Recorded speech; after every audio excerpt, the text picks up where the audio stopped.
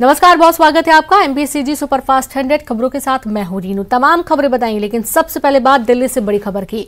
देश में बीते 24 घंटे में कोरोना के 20,409 नए केस सामने आए हैं। 24 घंटे में कोरोना से 46 लोगों की मौत हो गई है। 24 घंटे में कोरोना से 22,697 लोग ठीक होकर अपने घर पहुंचे। देश में सक्रिय मामलों की संख्या 1,43,988 हुई है। देश में कोरोना से अब तक कुल 5,26,258 मौतें हुई हैं। तो आप ये देखिए कि कोरोना के मामले लगातार बढ़ रहे हैं। 20,000 के पार नए कोविड के केस सामने आए हैं, जहां 24 घंटे में 20,409 नए कोरोना केस, 46 लोगों की मौत हुई है।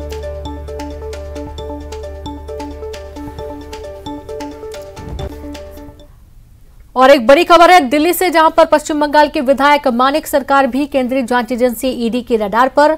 कल गुरुवार को मानिक भट्टाचार्य से करीब 14 घंटे पूछताछ हुई थी। पार्थ चटर्जी का बेहद करीबी विधायक मानिक भट्टाचार्य को आज फिर करीब 11 बजे बुलाया गया है। कोलकाता स्थित ईडी दफ्तर में पूछताछ के लिए पार्थ चटर्जी और एसएससी घोटाला से संबंधित मसलों पर जांच एजेंसी करेगी पूछताछ।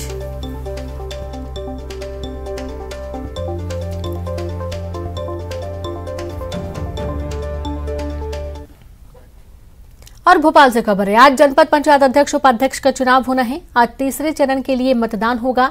2 चरणों में बीजेपी का दबदबा देखने को मिला है और उम्मीद यही है कि तीसरे चरण में भी बीजेपी भारी बहुमत के साथ अपनी जो जीत है वो बरकरार रखेगी।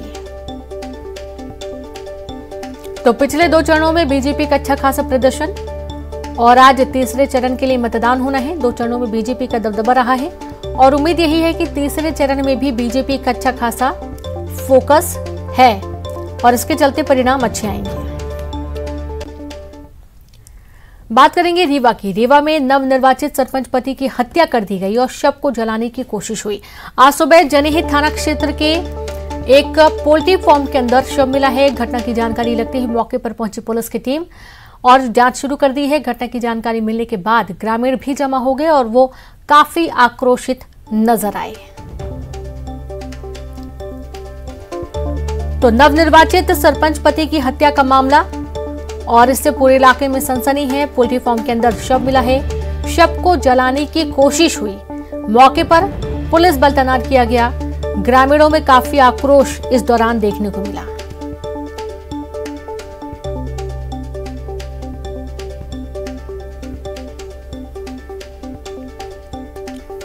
तो आप ये देखिए कि पुलिस बल तैनात किया गया है। खबर रीवा से है, जहां पर नवनिर्वाचित सरपंच पति की हत्या हुई। शव को जलाने की कोशिश भी इस दौरान की गई। आज सुबह जनहित थाना क्षेत्र में एक पोल्ट्री फार्म में शव मिला है। घटना की जानकारी लगते ही मौके पर पुलिस टीम पहुंची और मामले की जांच शुरू कर दी है। ग्रामीण भी इकट्ठा हो गए। घटना की जानकारी मिलने के बाद ग्रामीणों में काफी आक्रोश देखा गया है। पुलिस सभी को समझाती हुई मामले की जांच शुरू कर दी है। शव को कब्जे में ले लिया गया है और अभी जांच चल रही कि आखिरकार सरपंच की हत्या किसने की है। तो पोल्ट्री फार्म में यह शव बरामद किया गया है और शव को कब्जे में लेकर जांच की जा रही है, क्योंकि यह भी जानकारी मिल रही है कि शव को जलाने की कोशिश की गई है। सुबह जनहित थाना क्षेत्र में एक पोल्ट्री फार्म के अंदर शव मिला। बड़ी खबर आपको दे रहे हैं रीवा से।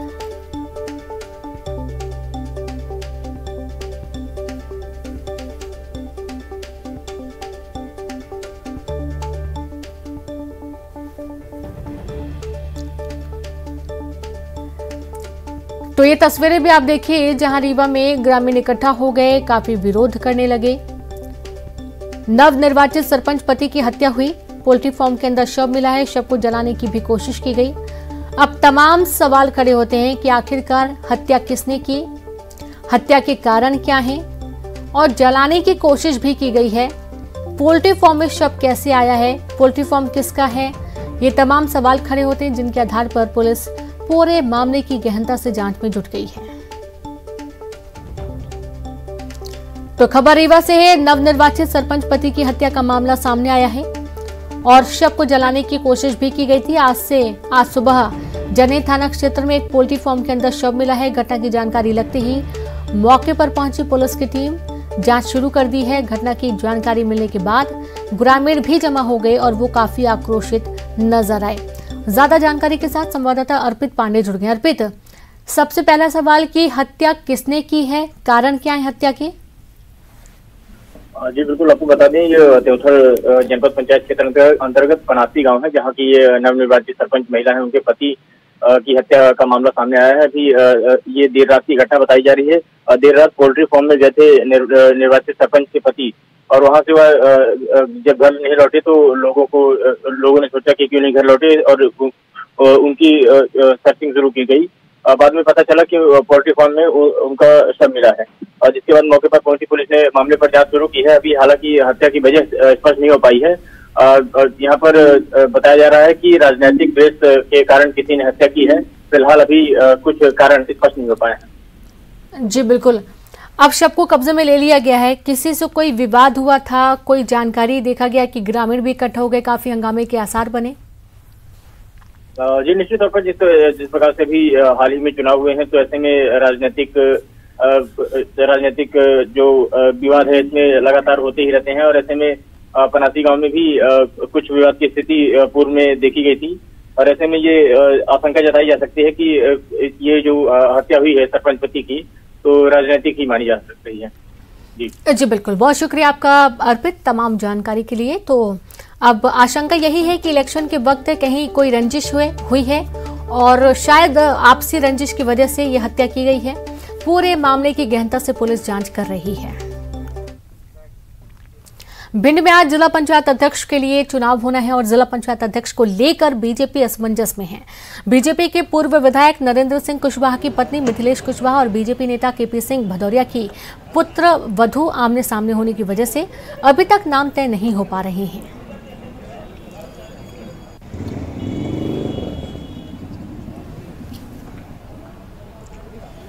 तो खबर भिंड से है, जहां पर आज जिला पंचायत अध्यक्ष के लिए चुनाव होना है और जिला पंचायत अध्यक्ष को लेकर बीजेपी असमंजस की स्थिति में बनी हुई है, क्योंकि बीजेपी के पूर्व विधायक नरेंद्र सिंह कुशवाहा की पत्नी मिथिलेश कुशवाहा और बीजेपी नेता केपी सिंह भदौरिया के पुत्र वधू आमने सामने हो गए हैं और इसकी वजह से नाम तय नहीं हो पाया है। बात मुरैना की। मुरैना में कांग्रेस ने मुरैना पुलिस पर श्योपुर जिला पंचायत के 2 सदस्यों का अपहरण करने का आरोप लगाया। साथ ही कांग्रेस ने पुलिस अधीक्षक आशुतोष बागरी के कार्यालय का घेराव भी किया और शासन प्रशासन पर गंभीर आरोप भी लगाए। प्रदेश कार्यकारी अध्यक्ष रामनिवास रावत, प्रदेश कोषाध्यक्ष सहित विधायक और कार्यकर्ता धरने पर बैठ गए। पुलिस अधीक्षक ने पूरे मामले की जांच के आदेश दिए, लेकिन कांग्रेसी सदस्य की रिहाई पर अड़े रहे। कांग्रेस के कुछ जनप्रतिनिधि हमारे पास में आए थे और उन्होंने कुछ मुद्दे उठाए हैं। हमने उनसे अनुरोध किया है कि आप लिखित में अपना कंसर्न दें और उसके एक पॉइंट पे हम जांच करवाएंगे। यदि उसमें जरा सी भी सच्चाई हुई तो जो सही कार्रवाई है सही कार्रवाई की जाएगी, और यदि मुरैना से कोई गया है और तो उसको लाने की जवाबदारी पुलिस की है। पुलिस उस पर कार्रवाई करेगी और उसको बहुत जल्दी हम लोग रिकवर करेंगे। सागर में जिला पंचायत अध्यक्ष पद के लिए बीजेपी ने हीरा सिंह राजपूत को प्रत्याशी बनाया है। राजपूत के नाम की बीजेपी ने अधिकृत घोषणा की है। हीरा सिंह राजपूत मंत्री गोविंद सिंह राजपूत के भाई हैं और इनके नाम पर जिले के 3 मंत्रियों ने भी सहमति जताई है। माना जा रहा है कि हीरा सिंह राजपूत निर्विरोध चुने जा सकते हैं।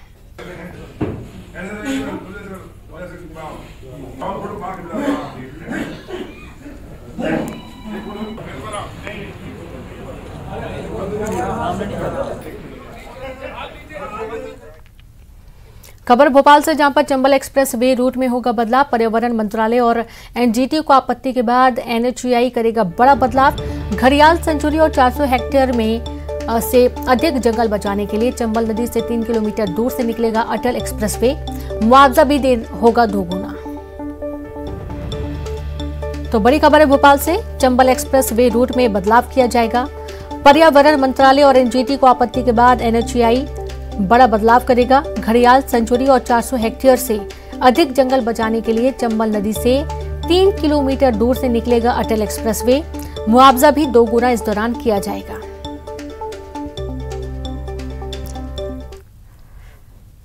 भोपाल से ही खबर है। चाय नाश्ते के ठेले वालों को अब लेना होगा फूड का लाइसेंस। जी हां, जो छोटे गली मोहल्ले में चाय और नाश्ते का ठेला लगाते हैं उन दुकानदारों को भी अब फूड का लाइसेंस लेना होगा।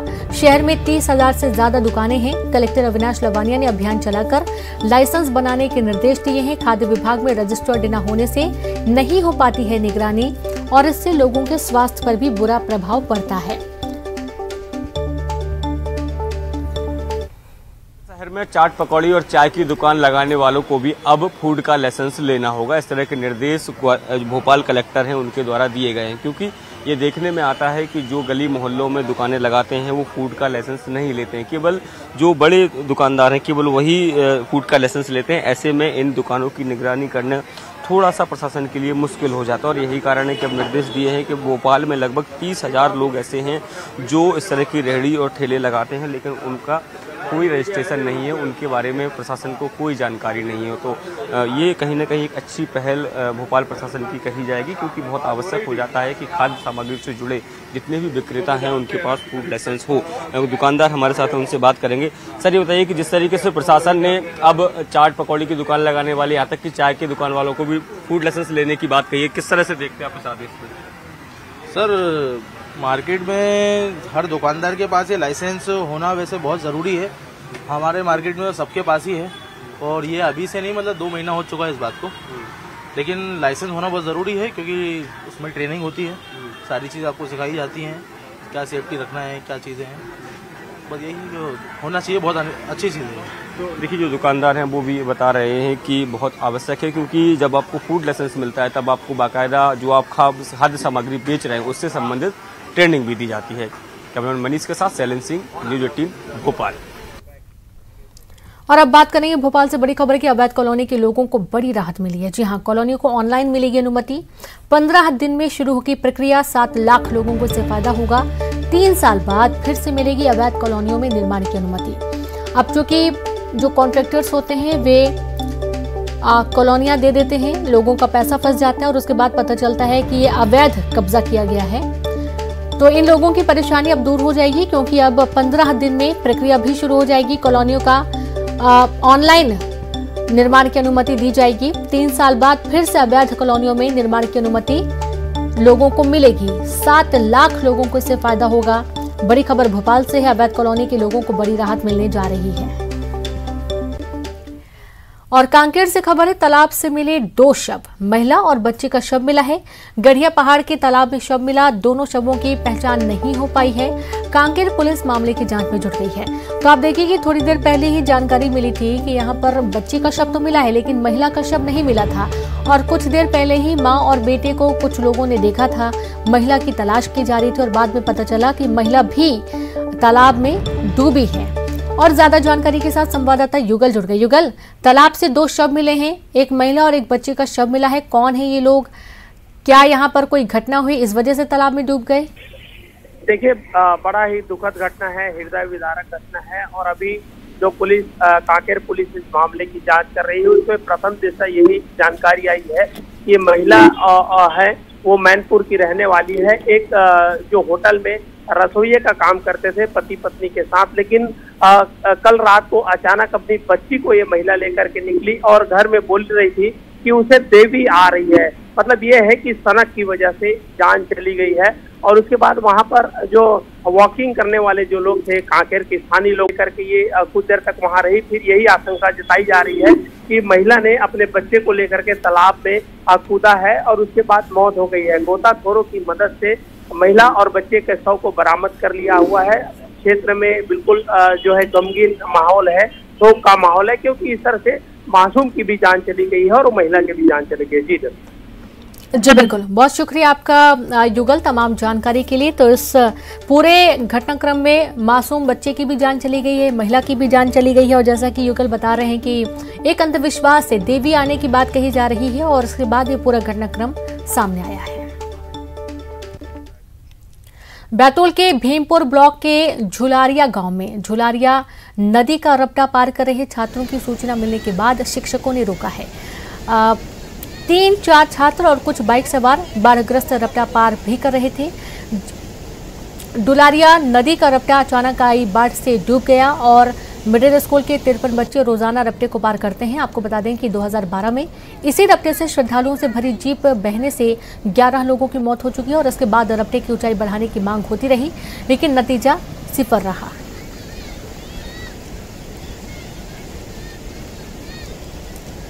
तो बैतूल के भीमपुर ब्लॉक डुलारिया गांव में डुलारिया नदी का रपटा पार कर रहे छात्रों की सूचना मिलने के बाद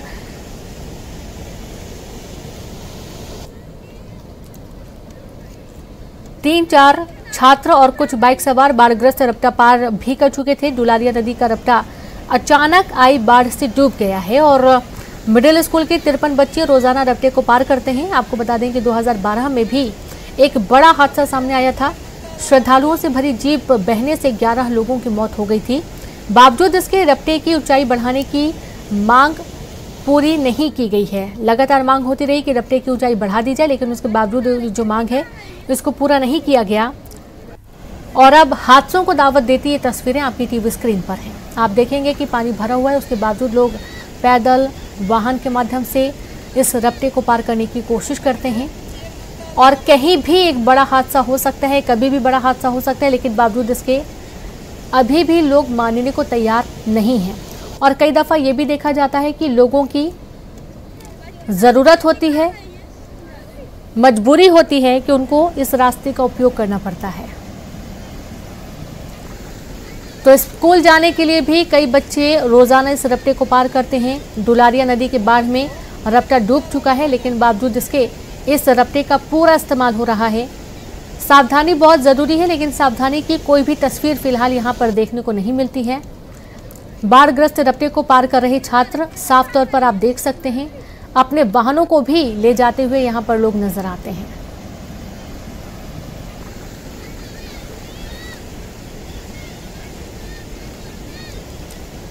तो रपटा पार करने के दौरान कभी भी बड़ा हादसा हो सकता है और बावजूद इसके सबक नहीं लेते हैं हादसों से और जान जोखिम में डालकर रपटा पार करने की कोशिश करते हैं।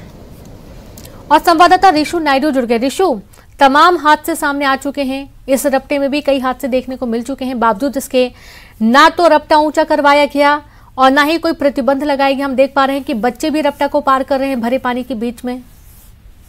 जी हाँ रीनू, देखिए ये जो पूरा जो दृश्य सामने आया है इसके पीछे सबसे ज्यादा जो है लोगों की मजबूरी है। ऋषि, आप मुझे सुन पा रहे हैं? सवाल यही है कि यहाँ पर किसी भी तरीके का कोई प्रतिबंध क्यों नहीं लगाया गया? जब पहले भी हादसे सामने आ चुके हैं तो इस या तो रपटे की मरम्मत करानी चाहिए या तो फिर यहाँ पर प्रतिबंध लगा देना चाहिए। जी हाँ, देखिए ये लोगों की मजबूरी है यहाँ से पार करना, क्योंकि पिछले 10 साल से मांग हो रही है लगातार रपटे की ऊंचाई बढ़ाने के लिए। ग्रामीण मांग कर रहे हैं, लेकिन अब तक इस ओर कोई ध्यान नहीं दिया गया है, जिसके कारण बारिश में हर साल यहाँ पर काफी ज्यादा रिस्क बन जाता है। 2012 में भी यहाँ एक बड़ा हादसा हुआ था, जिसमें उफनते रपटे के ऊपर उफनती नदी को पार करने के दौरान एक जीप बह गई थी और 11 लोगों की मौत हो गई थी। अभी स्कूली बच्चे जो हैं लगभग 53 बच्चों को रोजाना जो मिडिल स्कूल है उसके लिए जाना पड़ता है और जब भी नदी में पानी रहता है इसी तरह का जोखिम यहाँ पर लगातार बना हुआ रहता है। और ग्रामीणों की ये मांग है कि यहाँ पर जब तक रपटे की ऊंचाई बढ़ाई नहीं जाएगी तब तक इस तरह के का जो रिस्क है ये लगातार बना रहेगा। और सबसे बड़ी बात ये कि इतना संवेदनशील होने के बावजूद यहाँ पर कोई सुरक्षा के इंतजाम भी नहीं करवाए गए हैं, तो दोनों तरफ से जो है हादसों की संभावना बनी हुई है। रिनी जी बिल्कुल, बहुत शुक्रिया आपका ऋषु तमाम जानकारी के लिए। तो दोनों तरफ से हादसों की संभावना वाकई में बनी हुई है और लोग अभी भी मानते नहीं है, रपटा पार करना इनकी मजबूरी है। हरदा जिले में न्यूज 18 की खबर का बड़ा असर हुआ है। दरअसल कल जान जोखिम में डालकर उफनती गंजाल नदी को पार करते स्कूली बच्चों की खबर न्यूज 18 ने प्रमुखता से दिखाई थी। खबर चलने के बाद मामला आला अधिकारियों के पास पहुंचने पर जदिला प्रशासन एक्शन में आया और कलेक्टर एसपी अधिकारियों के साथ गांव बोरी पहुंची और ग्रामीणों से चर्चा की। कलेक्टर ने ग्रामीणों को बताया कि पुल बनाने का प्रस्ताव सरकार के पास भेजेंगे। साथ ही उन्होंने ग्रामीणों से अपील की कि वह ज्यादा बारिश होने पर नदी पार नहीं करें।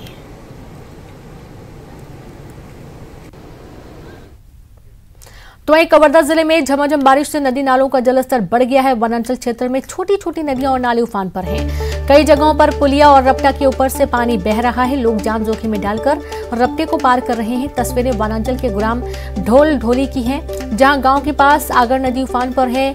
पुटपुटा सेंदूर खार जाने वाले रास्ते में नदी का जलस्तर बढ़ा हुआ है। लोग जान जोखिम में डालकर रपटे को पार कर रहे हैं। बाइक सवार उफनती नदी को पार करते नजर आ रहे हैं। इनकी ये लापरवाही इनकी जान भी ले सकती है। छत्तीसगढ़ में बादल छंटते ही तापमान में बढ़ोतरी देखने को मिल रही है। रायपुर सहित कई जिलों में गर्मी पड़ने लगी है। मौसम विशेषज्ञ का कहना है कि बारिश को लेकर फिलहाल कोई सिस्टम नहीं बन रहा है, इसलिए छत्तीसगढ़ में बारिश को लेकर थोड़ा इंतजार करना होगा। का हलचल अभी देखने को नहीं मिल रहा है जो छत्तीसगढ़ को प्रभावित कर सके, और जो भी सिस्टम अभी दिख रहा है वो दक्षिण भारत की ओर दिख रहा है, जो कर्नाटक